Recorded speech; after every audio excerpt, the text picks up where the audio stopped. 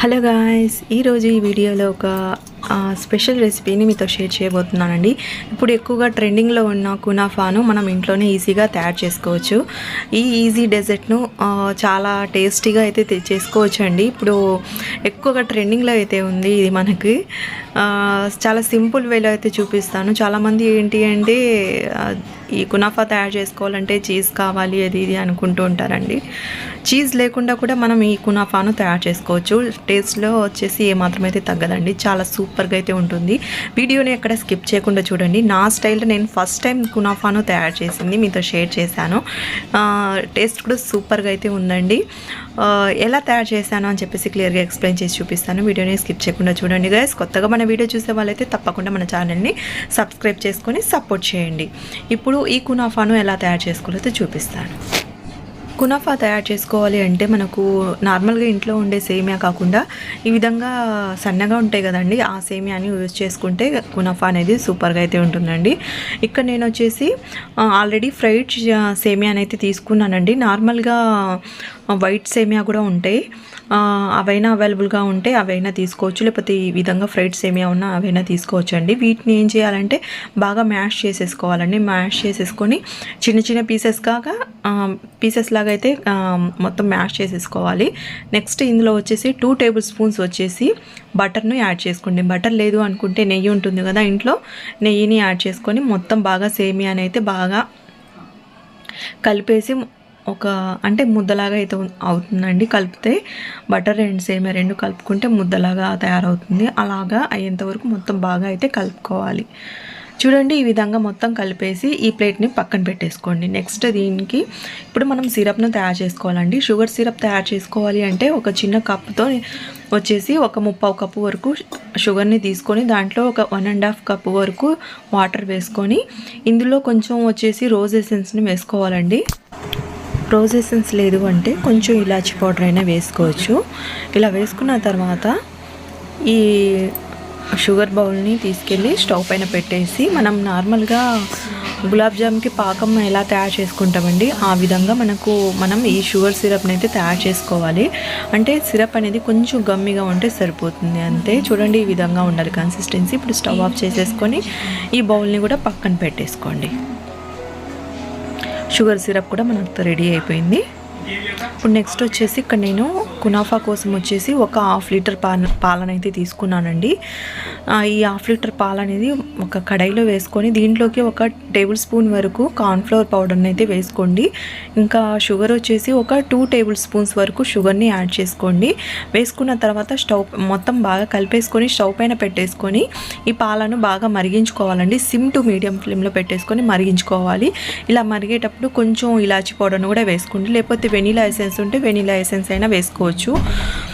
Vanilla essence అంటే అందరి ఇళ్ళలో అయితే ఉండదండి, అందుకు నేను యాలకల్ పౌడర్ అయితే వేసాను కొంచెం. చూడండి, ఎప్పుడు మనం గరిటెతో కలుపుతూ ఉండాలి, లేకపోతే అడుగు అయితే అంటుతుంది. ఎందుకంటే మనం కార్న్ఫ్లవర్ అనేది వేసుకున్నాం కాబట్టి కొంచెం అడుగు అంటుతుంది, అందుకు గరిటెతో కలుపుతూ ఉండాలి. చూడండి, ఇలాగా మనం పాలు మరిగించేటప్పటికి మనకు చిక్కగా అయితే అవుతుందండి. ఈ విధంగా చిక్కగా అయ్యేంత వరకు బాగా పాలను మరిగించుకోవాలి. చూడండి, కన్సిస్టెన్సీ అనేది చాలా దగ్గర పడింది. సిమ్లోనే పెట్టేసుకొని పాలను మరిగించుకోవాలండి. చూడండి, ఈ విధంగా ఉన్నప్పుడు స్టవ్ ఆఫ్ చేసేసేయండి. బాగా చల్లారిన తర్వాత బౌల్లోకి వేసుకున్నానండి. చూడండి, కన్సిస్టెన్సీ అనేది కునాఫా కన్సిస్టెన్సీ ఈ విధంగా అయితే ఉంది. చాలా చిక్కగా అయితే అయిపోయిందండి. ఇప్పుడు వచ్చేసి ఒక నార్మల్గా ఫ్రైయింగ్ ప్యాన్ ఉంటుంది కదా, ఫ్రైయింగ్ ప్యాన్ అయితే తీసుకోవాలి. తీసుకొని దాంట్లోకి కొంచెం బటర్ అనేది వేసుకోండి. బటర్ వేసేసుకొని బాగా వెడల్పుగా స్ప్రెడ్ చేసేసుకోవాలి బటర్ని. అంటే దీంట్లోనే మనం కునాఫాని అయితే తయారు చేసుకోవాలి. బాగా ఈ బటర్ అనేది మంచిగా వేస్తేనేనండి మనకు అంటే కునాఫా అనేది అంటుకోకుండా ఉండేది, సేమియా అనేది అంటుకోకుండా ఉంటుంది. అండ్ కొంచెం బటర్ అనేది వేసుకోండి. బటర్ లేదు అంటే చెప్పాను కదా, నెయ్యి అయినా వేసుకోవచ్చు, అంతేగాని ఆయిల్ అయితే అసలు వేసుకోకండి. ఇప్పుడు మనం ఫ్రై చేసి బటర్ వేసి కలిపి పెట్టుకున్న సేమియా ఉంది కదా, ఆ సేమియాను ఈ విధంగా నేను వీడియోలో చూపించిన విధంగా కొంచెం స్ప్రెడ్ చేస్తూ మంచిగా ప్రెస్ చేస్తూ ఈ విధంగా మనం ఎంత వెడల్పు కునాఫా తయారు చేసుకుంటామో అంత చూసుకొని సెట్ చేసుకొని వేసుకోవాలి.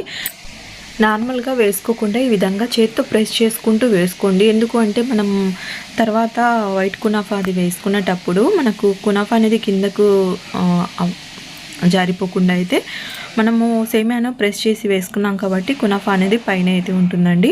ఇప్పుడు నెక్స్ట్ లేయర్ అనేది సేమియా లేయర్ అనేది వేసిన తర్వాత ఇప్పుడు మనం తయారు చేసుకున్న కునాఫాను కూడా పైన సేమియా పైన వేసుకోవాలి. నేను తయారు చేసిన కునాఫా అయితే మొత్తం అయితే సరిపోయిందండి దీంట్లోకి. ఈ విధంగా వేసుకున్న తర్వాత మళ్ళీ బాగా సేమియాను సెట్ చేసేసుకోండి. అలాగే రిమైనింగ్ సేమియాను కూడా ఇంకొక లేయర్ అయితే వేసుకోవాలి. మీరు ఒకవేళ చీజ్ వేసుకోవాలి అంటే ఇప్పుడు నేను వైట్ కునాఫా వేసాను కదా, వేసిన తర్వాత చీజ్ అనేది సన్నగా తరిగేసి ఆ చీజ్ను కూడా పైన వేసుకోవచ్చు. అంటే నా దగ్గర ఇప్పుడు ప్రజెంట్ చీజ్ లేదు కాబట్టి నేనైతే చీజ్ అనేది చూపించలేదు. మీరు ఆ టైంలో చీజ్ అనేది వేసుకోవచ్చు అండి. అలా వేసుకున్న తర్వాత ఇంకో లేయర్ మనం సేమియాని వేసేసుకొని మొత్తం మనకు కునాఫా అనేది బయటికి ఎక్కువగా కనిపించకుండా మొత్తం సెట్ చేసేసుకోవాలి ఈ సేమియాతో. విధంగా సెట్ చేసేసుకున్న తర్వాత ఇప్పుడు స్టవ్ పైన పెట్టేసి ఒక 2 మినిట్స్ అండి సిమ్లో పెట్టేసి రోస్ట్ చేసుకోవాలి. మూత పెట్టేసి 2 మినిట్స్, అంటే నేను ఫ్రైయింగ్ సేమియా తీసుకున్నాను కాబట్టి 2 మినిట్స్ అయితే సరిపోయింది.